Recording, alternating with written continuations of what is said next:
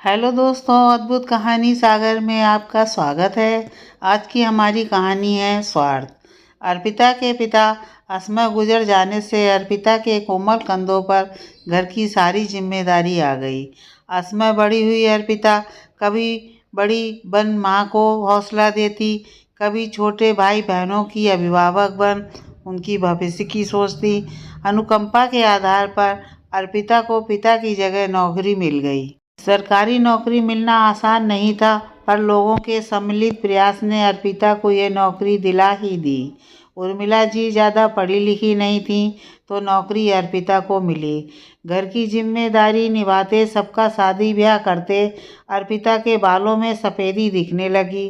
कुछ बारीक लकीरें चेहरे पर उभरने लगीं।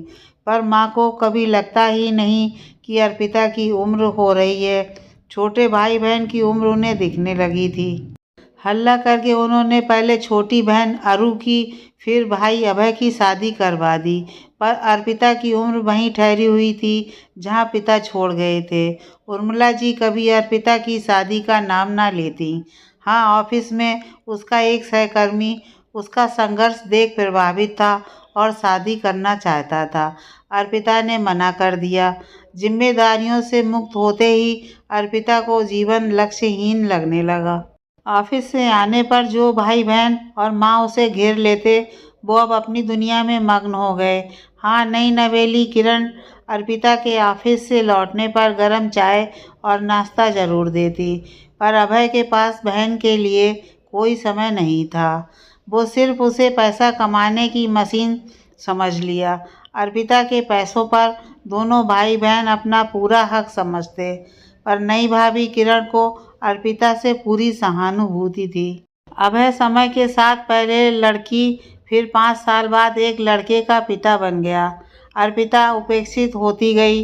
पिता द्वारा अधूरा बना घर अर्पिता ने बैंक से लोन लेकर बनवाया था। घर पिता के नाम पर था। अभय कई दिन से इस घर को अपना नाम कराने के पीछे पड़ा था, पर अर्पिता टाल दे रही थी। आज सुबह ही अभय ने अर्पिता से फिर घर के पेपर मांगे। अर्पिता ने मना कर दिया। उर्मिला जी बेटे के पक्ष में बोलने लगी। अर्पिता उन्हें समझा रही थी, पर उर्मिला जी भड़क गईं।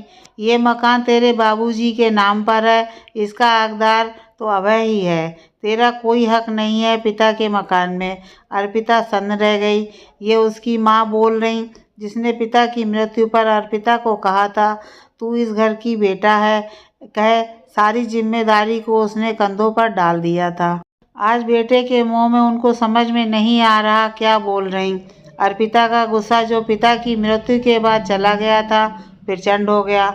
माँ सही कहा, पिताजी की जिम्मेदारियों की बारिश मैं हूँ और संपत्ति का वारिस अभय। क्यों माँ, इतना भेदभाव क्यों? गुस्से में अर्पिता ऊपर अपने कमरे में आ गई। मौसम भी आज कुछ भीगा भीगा था। रह रह के बारिश हो रही थी। माँ की बातों ने आज अर्पिता को सच का वो आईना दिखा दिया जो हमारे भारतीय घरों में अक्सर लड़कियों को महसूस कराया जाता है। फ्रेश हवा लेने के लिए खिड़की खोली तो देखा लान में अभय की बेटी पारुल और बेटा हर्ष ऊधम मचा रहे थे। तभी हर्ष गिर गया। पारुल दौड़ती हुई आई, भाई को अपने अशक्त हाथों से उठाकर अंदर ले आई। जब बाबूजी गुजरे थे, तब अर्पिता ने इसी तरह छोटे भाई बहन को अपनी बाहों में समेट लिया था। कितने अजीब ये रिश्ते होते हैं जो समय के साथ बदल जाते हैं। अर्पिता का मन भीग गया। सच कैसे समय बदल जाता है। बचपन में एक दूसरे पर जान देने वाले भाई बहन बड़े होकर अपनी गृहस्थी में रच बस जाते हैं, जहाँ रिश्तों के नाम पर पति पत्नी और बच्चे ही धुरी बन जाते हैं। अपने पराये स्वार्थ वाली भावना ऊपर हो जाती हैं। दिल का रिश्ता नीचे छुप जाता है। अपनी ज़िंदगी के इतने साल देने पर भी आज माँ ने उसे सुना दिया। जब तक भाई नहीं कमाता था, तब तक माँ अर्पिता का मुंह जोती थी। रात को किरण खाने पर बुलाने आई। अर्पिता ने मना कर दिया। दीदी सर दबा दूँ? किरण के पूछने पर अर्पिता की आंखों में आंसू आ गए। जिनसे खून का रिश्ता था, उन्हें फिक्र नहीं थी। ये तो दूसरे घर से आकर भी उसकी व्यथा को समझती थी। शायद एक स्त्री दूसरी स्त्री के दर्द को समझ पा रही है। भोर का सूरज एक नई उम्मीद को ले आया। अर्पिता अपनी अटैची तैयार कर नीचे उतरी। माँ को बोली, मैं जा रही हूँ अपनी दोस्त के यहाँ रहने। ये संपत्ति अभय की है, पर समय रहते मेरी ज़िंदगी भी संवार दी होती तो आज उम्र के इस मोड़ पर मैं तन्हा न होती, या मैंने भी समय रहते अपनी खुशियों को नज़रअंदाज न किया होता तो अरु और अभय की तरह मेरा भी घर परिवार होता। आप माँ तीनों की थीं, फिर आपने मेरे लिए क्यों नहीं सोचा? माँ ने शर्म से आंखें नीचे झुका लीं। सच ही तो कहा अर्पिता ने, ये पक्षपात वो कैसे कर गईं? बेटे के मुंह में सही गलत का फैसला करना भूल गईं। उधर किरण पहली बार पति के विरुद्ध खड़ी हो गई। अभय को बहुत खरी खोटी सुनाई। जिस बहन ने अपनी ज़िंदगी होम कर दी उसको पढ़ाने लिखाने में, उसी बहन पर आपको एतबार नहीं था। घर दीदी ने बनवाया है, यह उन्हीं का रहेगा। जाना है तो हम लोग दूसरी जगह जाएंगे, दीदी नहीं। पारुल और हर्ष में झगड़ा हो गया। हर्ष कह रहा, जैसे पापा ने बुआ को घर से निकल जाने को कहा, मैं भी बड़ा होकर तुमको निकाल दूंगा। बच्चों की बातों ने अभय की आंखों में बंधी स्वार्थ की पट्टी हटा दी। अर्पिता के बाहर बढ़ते कदम पर अभय गिर पड़ा। माफ़ करना दीदी, मेरी आंखों पर स्वार्थ की पट्टी बंधी थी। माँ ने भी मुझे कभी नहीं टोका, इसलिए मुझे अपनी गलती का एहसास कभी नहीं हुआ था। अर्पिता के पैरों पर गिरा अभय छोटे बच्चे की तरह रो पड़ा।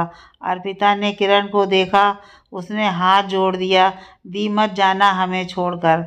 नन्हे हर्ष ने बुआ के गले में हाथ डाल अपनी मीठी आवाज़ में बोला, बुआ मैं बड़ा हो जाऊंगा तो आपको अपने साथ ले जाऊंगा और पारुल को छोड़ दूंगा। ना बेटे, बहन को कभी नहीं छोड़ना, कह अर्पिता ने हर्ष को प्यार किया। उसकी अटैची अभय उसके कमरे में रखने के लिए सीढ़ी पर चढ़ रहा था और माँ बेटी की पसंद का खाना बनाने रसोई में। स्वार्थ का रिश्ता दिल के रिश्ते में बदल गया।